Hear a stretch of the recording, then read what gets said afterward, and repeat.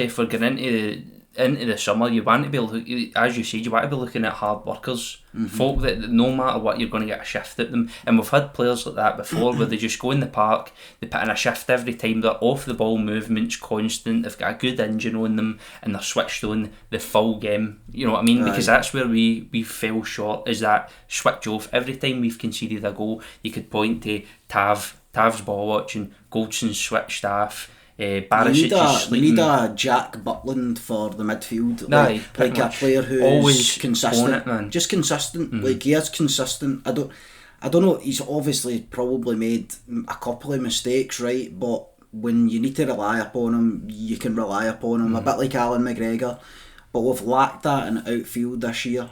And I think 100%. We've lacked consistency. And if I'll put this to you.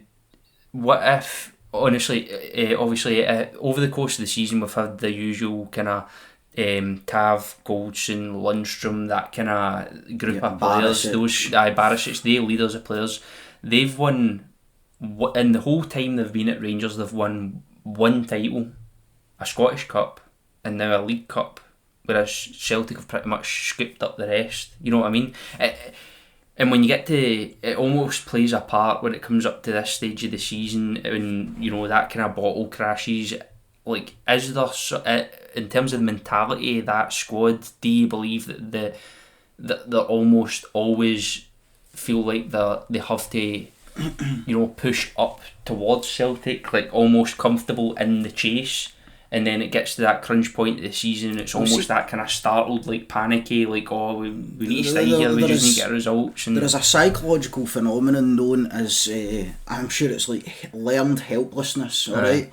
So I think these players, having been beat so much and been second best so much of the time, have almost just succumbed to their fate. And again, this is why everybody's crying for their head. Just get them at the building, get new players in, and try and breed the next generation of winners, because like you say, they might be resigned, whether consciously or subconsciously, to the fact that, let's be honest, they're second best. I mean, there's no doubt about it. This season it's evident. Like, maybe in seasons gone by you could go like, right, it was a really tight title race, we won 2 Old Firms at Ibrox, they won 2 at Parkhead. That wasn't the case this year. No. We've not won an Old Firm game. When was the last time this happened? No winning an Old Firm game all season. I don't recall. I can recall them winning the leagues, but us having beat them at least once. But again, it's definitely, it's a quality issue. It's a mentality issue. There's a lot of issues. But I'll say another thing. We must stick with Philippe Clement for, I don't know, 100%. For the duration of his contract, and I'm no saying that because I believe that he's the right man. I'm saying it because it's a necessity that we stick with a manager, let him build, let him try and get success in and around Ibrox, because we cannot afford to give him a season, finish second, and if we want to finish second again, and give him the boot. I know everybody's got to be crying. People are crying for his head already. Alright, but for me, it's just no the answer anymore to keep recycling managers. We need to get him in, let him build, give him a few transfer windows, and we need to stick with him for a couple of years and see what he's got. We need to take that gamble. For me, even if he's no successful immediately, which again, he could come out of this league, he could come out of this season having 2 pieces of silverware. So again, it's hard to judge whether that is a success for me. It's all about the league, obviously, and then how you do in Europe. The League Cup, the Scottish Cup, for me, are add-ons, to be honest. It's about the league in Europe. But how do other people judge success? They might judge success, 2 pieces of silverware is better than 1 in the league title. I don't know, but for me, we need to stick with this man and let him try and build, because to get shot of him ASAP is going to be no good. Cups are a bunch of one-off games. Let's be honest. Right? You're going to say cups are a bunch of wankers. Cups are a bunch of one-off games, exactly. Right? A group of one-off games. Like, the league's a marathon. Like, it tests the team's endurance, the team's consistency, it tests mentality, it tests everything. It's an incredible format, and like I've heard folk use the term like the league table doesn't lie. At the end of the day, we could say Celtic were shaky throughout the which season, they were, but at the by end the of the way. day, We 100% almost they were. won the league without winning an Old Firm. Aye. And people have got to say, you almost won the league. There's 6 points between us. If we win the 2 games like Dundee, Ross County or Motherwell, it's completely different league table. They're certainly no the best they've ever been, but they're certainly no great. No. Do you know what I mean? They've got good players. They're good, I would say, more so offensively than defensively. Well, they didn't have Callum McGregor for a large part of the season as well, who ties that team together. Exactly, but and this is what I think again is unacceptable. Like, even when Celtic are weakened, we're still finishing behind them. Completely unacceptable. But again, I don't think these problems get addressed by recycling managers. No. I just don't. They get addressed by good recruitment and sticking with a manager and letting him build and breed success. Well, look at the previous like and Stoke play a fucking full 11 players getting injured at the one time. That would be good. Aye, we end up with, so we lose a manager midway through the season. Another one comes in, gets a bit of a January window, gets to the end of the season, don't perform as well as everybody would like because they've inherited a squad. You end that season, but the football, once the pressure's off, kind of looks pretty decent. So you get into the next season. You have a poor summer recruitment, which the board cannot let happen again, and the recruitment department cannot let happen again this year, or it'll set us back years. And then start the season poorly because your recruitment during the summer's just been absolutely guff. Like, and then what's that going to lead to? Sitting about November time, you know what I mean? You're 9 points off it again. Manager gets sacked. Will rinse, repeat.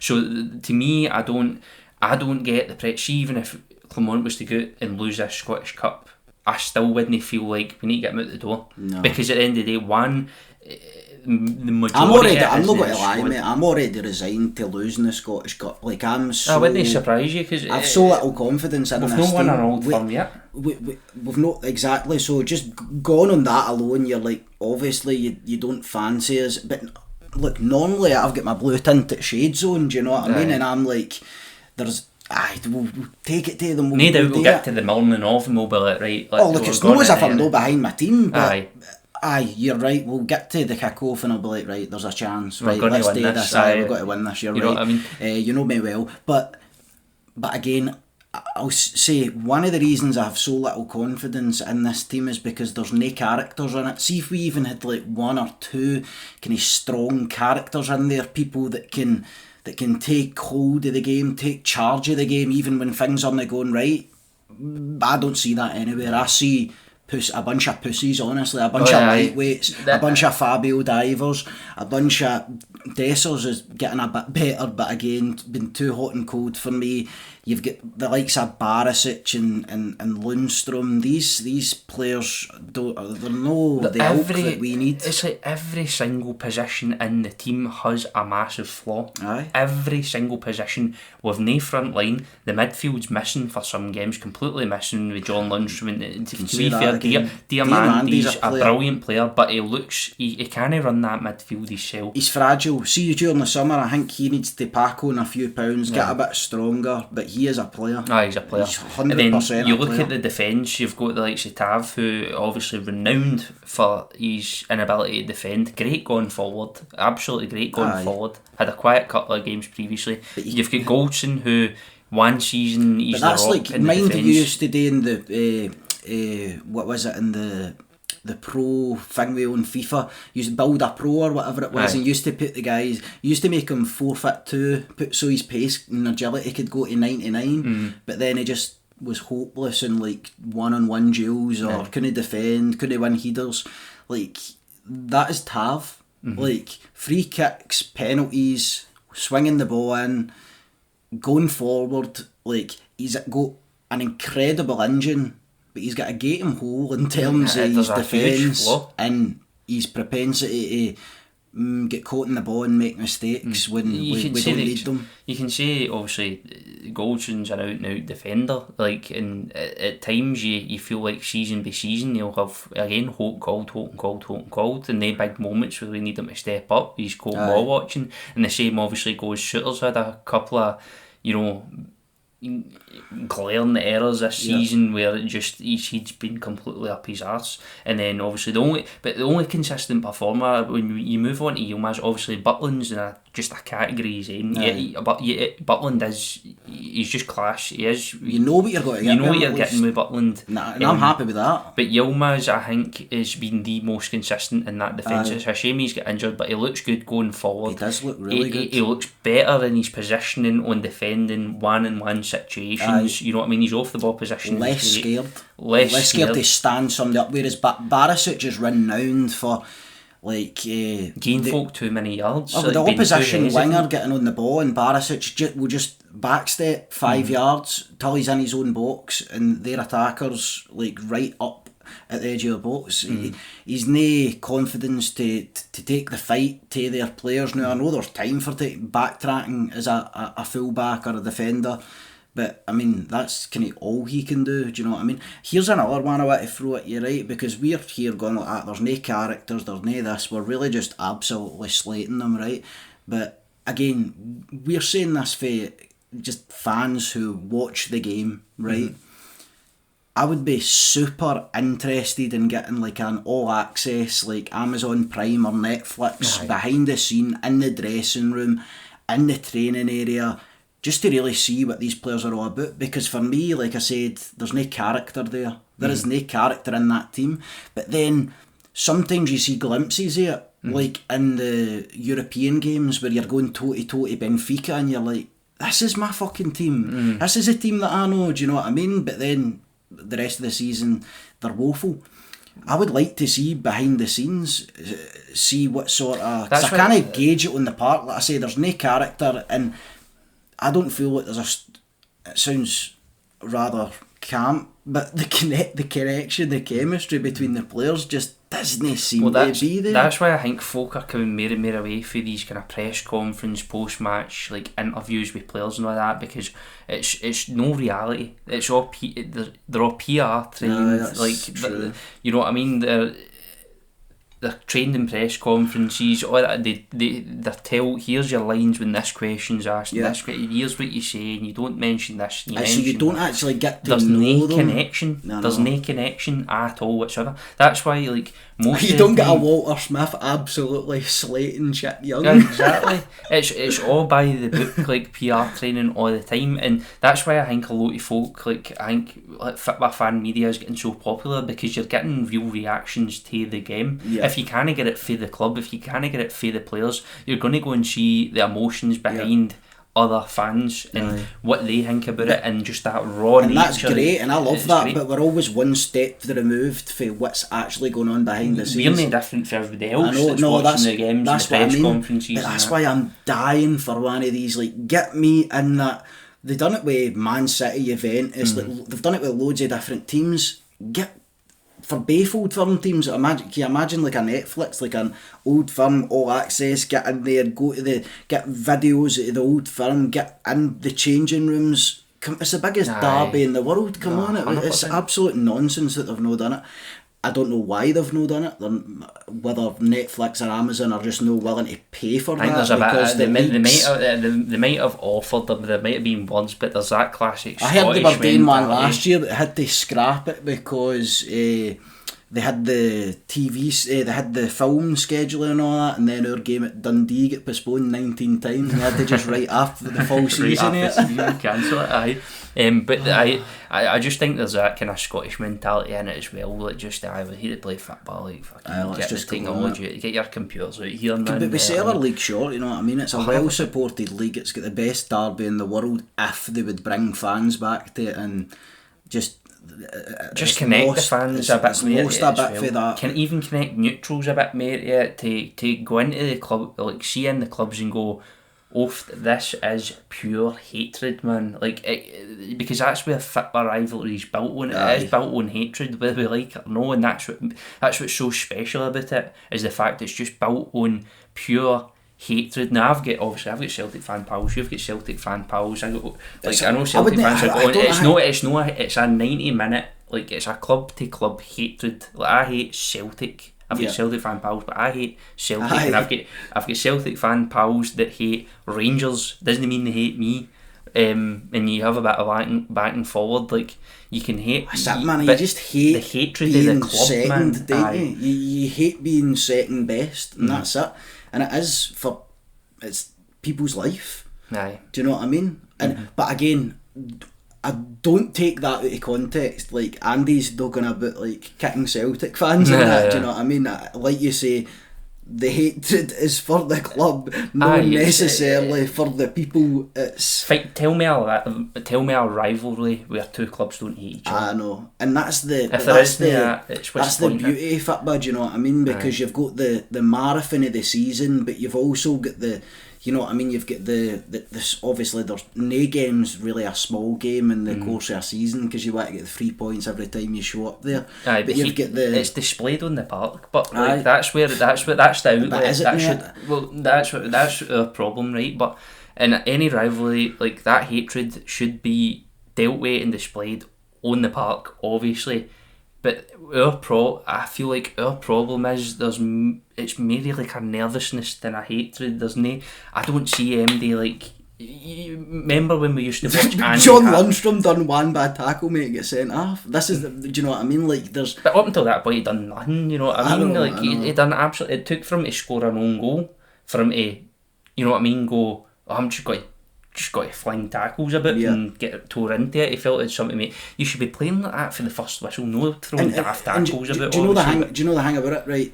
So see and again, you're saying hatred. I would say more something like, as a mix of hatred, intensity, passion, I want to win. That's what I would say. And I think Lundstram in that moment encapsulated something that is part of the Old Firm, and it is this.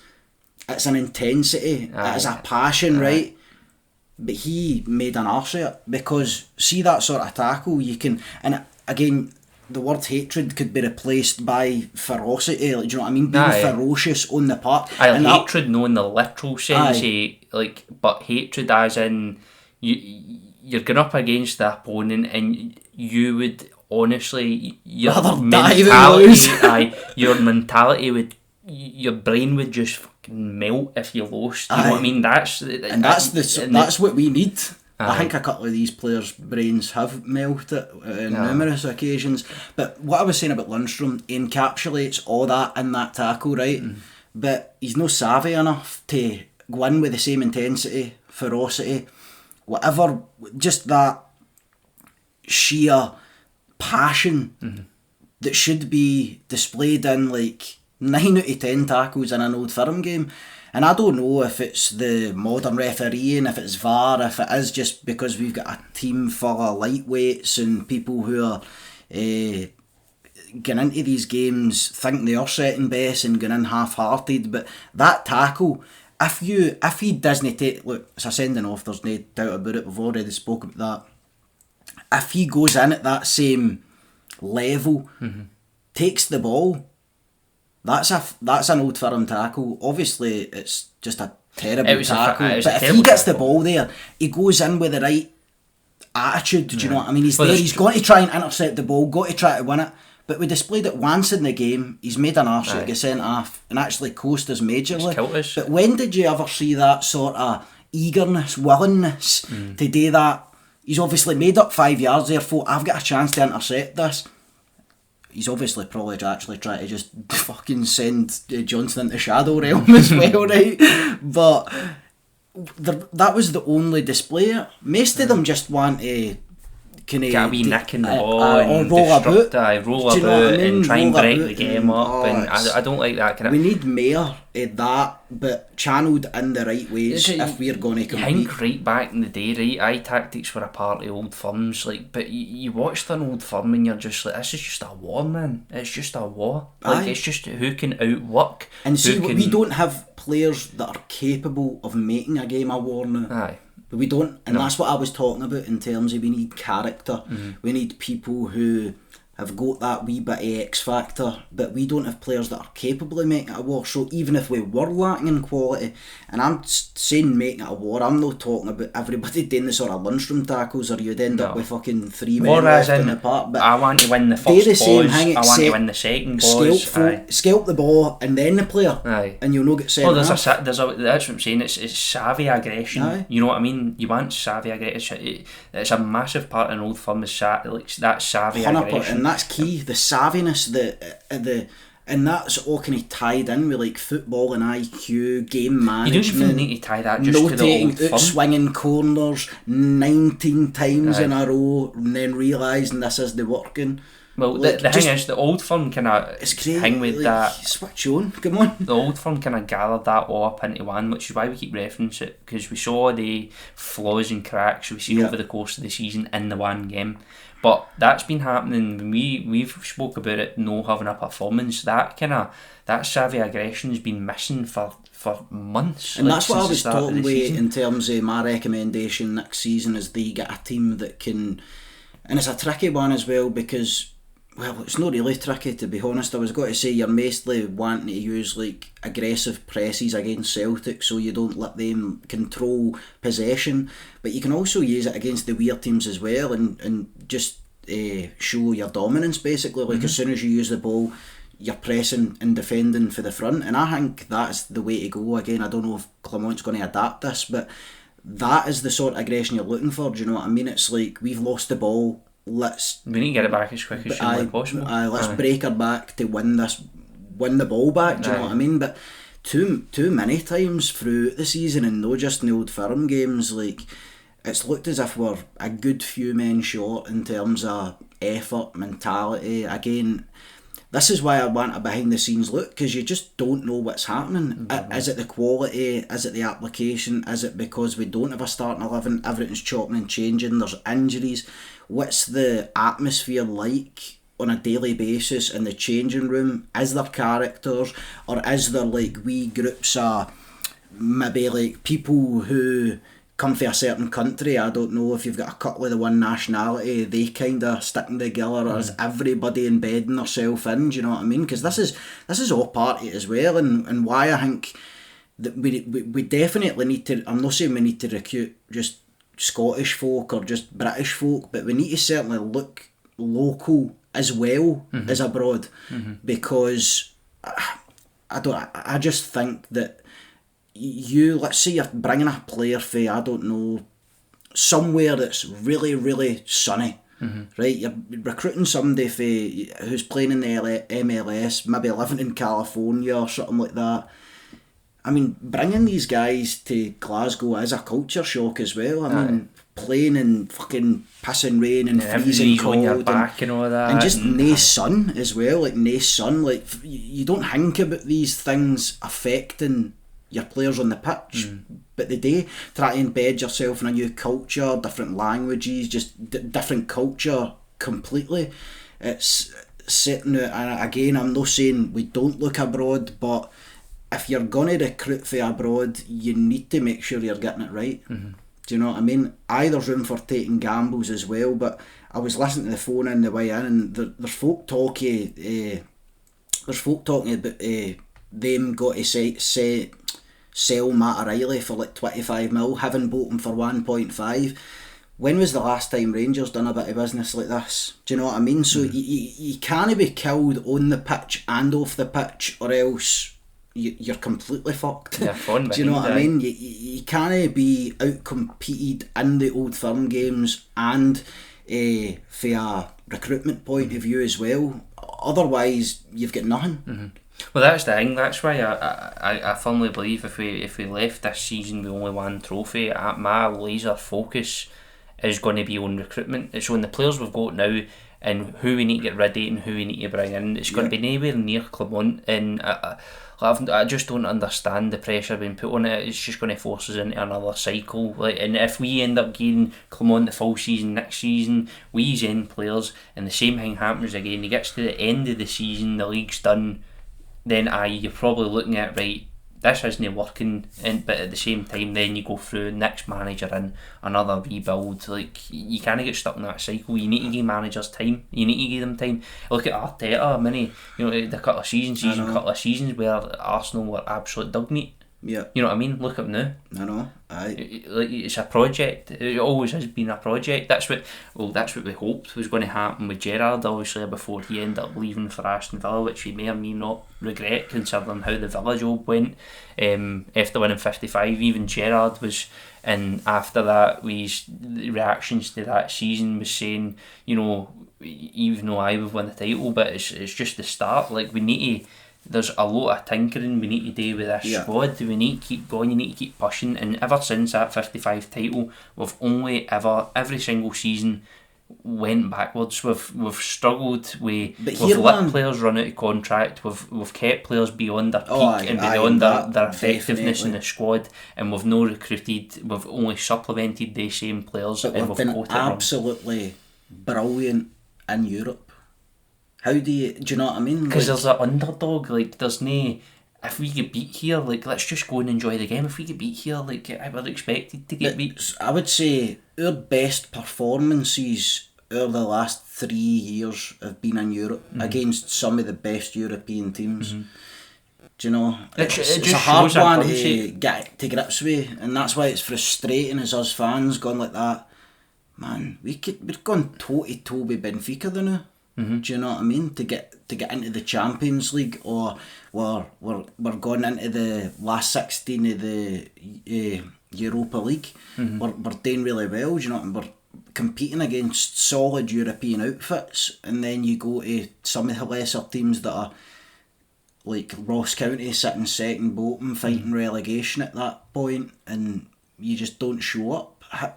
How do you comprehend that? How do you rationalise that in your own mind? That's the thing, like, that's what we're saying, that's where you kind of, the theory sticks in your head, like, if this team get the mentality for the league over the course of a season, that sprint, that full scud marathon of consistency, going up north, at a 5,000 seater stadium, it's pissing with rain, the pitches are like a paddling pool, man, and you can get different, the job done. Do you know what I mean? Because Ibrox was a fortress. I'm pretty sure, was it no Motherwell the first one to beat us there in quite some time? I know the fans play a big part, but 100%. This team can't. We've got good away supporters as well. 100%. You can't be relying on an electric Ibrox atmospheres all the time to pull you through. Like, you're going to get, but part. I will say as well, like, going to places like Kilmarnock, playing on a plastic pitch, going to the fucking sand pit up in Dundee, these things, I'm not making excuses in that regard, right? But I'm just talking actually more for like a global perspective, for a universal perspective for our game in Scotland, for our league. This is the highest calibre of football being played in Scotland, and to me, it's embarrassing at times when you're talking about some of the refereeing decisions and some of the pitches that we're playing on, some of the decisions by the governing board, some of the decisions by clubs to exclude fans. We can't even put the right amount of air in the boys. How many times throughout the season you've seen players pick a ball up, get a squeeze and go, this is flat. It's because one of the... I don't know what's going on with the boys, man. It's because one of the boys in the VAR room's blowing the ball in his mouth. Honestly, I was baffled, man. Every game I watched, even watching like a Hearts Aberdeen or a Motherwell Hibs or something like that, they're like, what's going on with these boys, man? I'm like, if we can't get this right, we're pumped. Those big centre backs are just sticking the taste through them, innit? Aye, I know. That's just booting the bastards up to try and get it in into the face.